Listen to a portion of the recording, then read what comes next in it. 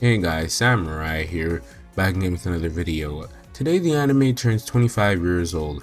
However, it's April 1st, so it's also April Fool's Day.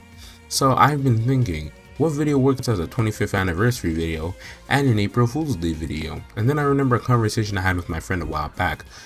We were talking about Pokemon the movie Genesis Legends Awaken, and a lot of people wanted Ash and Mewtwo to be best buddies, and we both had a joke about that, so I was wondering, what if they were best buddies, or what if Ash caught Mewtwo? This would clearly never happen in the original canon, but at the same time, Mewtwo has existed for as long as Ash has, so they both share a similar history. Not to mention, the first Pokemon movie will turn 25 soon too, so it all kinda blends together. So grab yourself a snack and get ready for this video. Hopefully it isn't too long because that's going to be a edit. Firstly, let's set up the setting on where Ash would catch Mewtwo. So I feel like Ash would catch Mewtwo after the Mewtwo special, not the Mewtwo movie, the Mewtwo special taking place in Johto after Mewtwo was helped up by Ash. Remember, this is an April Fool's video, so I'm allowed to bend the rules a bit and bend canon a bit. So I believe Ash would catch Mewtwo in Johto, and this movie probably takes place around episode 178 and 179. I found this placing due to Lumio's trainer Zach's video where he talks about the Pokemon movies and how all of them could fit into the canon timeline. I recommend watching that video. It is really helpful for me, not to mention it allows me to do movie what ifs and not have to do my own research, so thank you, Zach. You helped me out once, I guess. Anyways, let's get back to the video. So after Ash catches Mewtwo, what I think happens is that they continue their travels as usual. Mewtwo would interact with more of Ash's Pokemon, and he would just learn more about Ash and the group in general. I don't think anything major would happen so far into the anime series as we know. But as soon as we get to some of the gym battles, I think things would start to change. So for Chuck's gym battle, I believe Mewtwo wouldn't take place. I don't think Mewtwo would take place in the gym battle until Claire, because honestly that makes Ash a bit too broken if he has just a fully powered up Mewtwo with no nerfing whatsoever. So I think not having Mewtwo take place in non-very strong gym battles, so non-8th leader gym battles, makes a lot more sense than having him just be in every gym battle and waste everybody. This may be an April Fool's Day video, but I still gotta be somewhat literal. Yeah, we can pretty much skip all of the interactions until we get towards Claire's gym battle, which is going to be the most important gym battle in this part. So Claire's gym battle, Ash just has to use Mewtwo in this gym battle because Claire is pretty strong and beat Ash the first time. So instead of using Pikachu, Snorlax, and Charizard, he's going to be using Mewtwo, Snorlax, and Charizard. So the volume takes place as it originally did in canon, where Ash and Claire are having a pretty close battle. However, Mewtwo's strength is something we gotta talk about separately. Mewtwo is as strong as Ash's Snorlax. I decided to nerf Mewtwo a fair bit just so we could keep the matches interesting and so there would still be some climax in the anime. However, Mewtwo does lose to her ace Pokemon being Dragonair at this point due to Mewtwo fighting for a longer amount of time than Snorlax did and getting worn out, and Charizard does finish the battle as we usually see in canon. Now we can move on to the Johto League. So the Johto League, I don't see Mewtwo participating in the preliminaries because as we said, that'd be too easy. And we want to make, mix things up. Actually take place in the Harrison battle and not in Ash's battle against Gary. Now hold on, you all are probably thinking, wait a minute, Ash had to use some pretty powerful Pokemon against Gary. So would Mewtwo make sense? Well, yes, it does make sense in concept.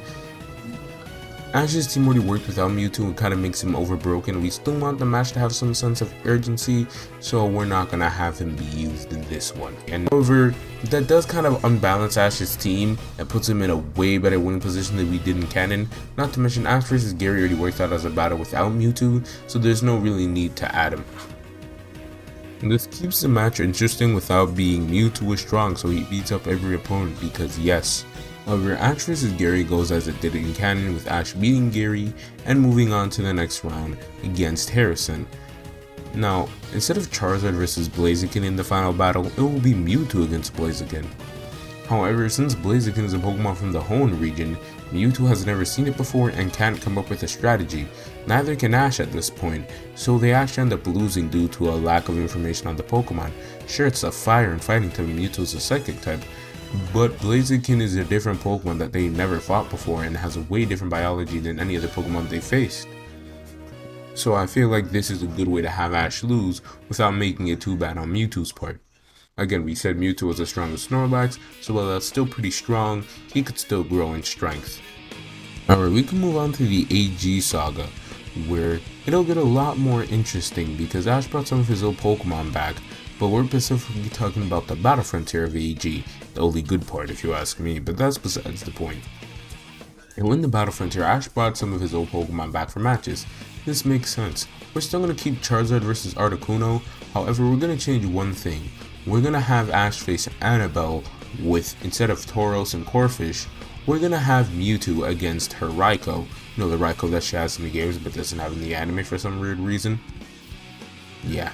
But I feel like if we're going to put Mewtwo against another legendary Pokemon, it makes sense to be Annabelle since she actually has one in canon and in the game canon.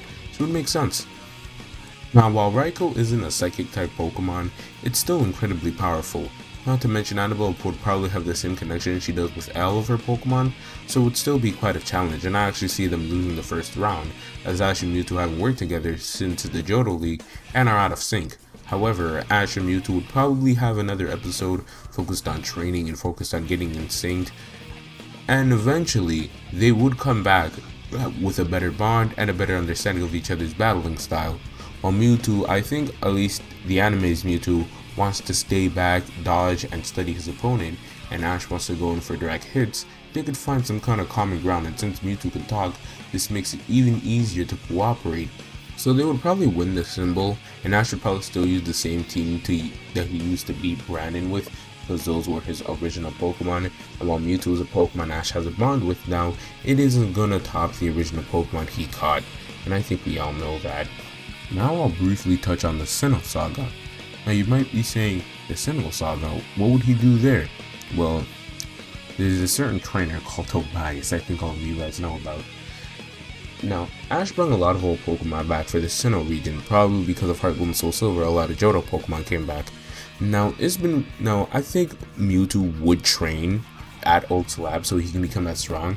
So now he's as strong as Ash's Charizard. Probably his second strongest Pokemon right after Charizard and Pikachu, and stronger than Sceptile, so Ash would most likely bring him for this battle against Tobias. Now the battle against Tobias goes vastly different than it did in canon.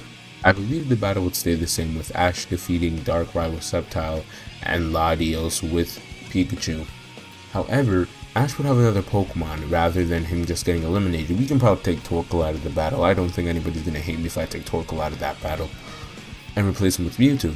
So now we gotta think, what would Tobias's third Pokemon be? And a lot of people have made team-based videos on this. I've actually given Tobias a full team that isn't just full of legendaries. But if we look at the intro, we can see somebody has an Entei, and I think that makes the most sense to give him an Entei, considering that he has a Sinnoh legendary and a Hoenn legendary, so let's give him one of the minor Johto legendaries, being Entei. He's already fought Raikou, so it only makes sense. So I believe that they would have a battle between Mewtwo and Entei. And Entei would be really powerful, maybe even powerful than Tobias's Darkrai. Entei would use moves like Flamethrower, Flare Blitz, and a bunch of others, while Mewtwo would probably use moves like Psychic and Swift, moves that we see used in the actual games, while also using some new Gen 4 moves. The battle would be quite intense and cause massive explosions throughout the stadium because these are two legendaries clashing with each other. Of course, it's going to be causing massive ripples throughout the stadium. Now, however, when the dust clears, we discover that this is another tie, and I believe this is the easiest way to let it off. Ash was probably going to lose to Tobias no matter what you guys told me. Sure, Mewtwo could probably take out a lot more of Tobias' Pokemon, but we just don't know what he has, and the Entei is the strongest lead that we got, because nobody else has an Entei. Entei shows up in the intro, Tobias has legendary Pokemon, it literally works out perfectly, and having Ash win the Sinnoh League sounds pretty predictable, not gonna lie, so I feel like keeping Ash's journey going past this would make a lot more sense. Now, this is where I'm going to leave it off right here. If you guys like this story, let me know by subscribing, or hitting the bell, or just commenting that you want to know part 2, or liking the video. That always helps. If a what if is popular, I'm bound to give it a part 2 someday.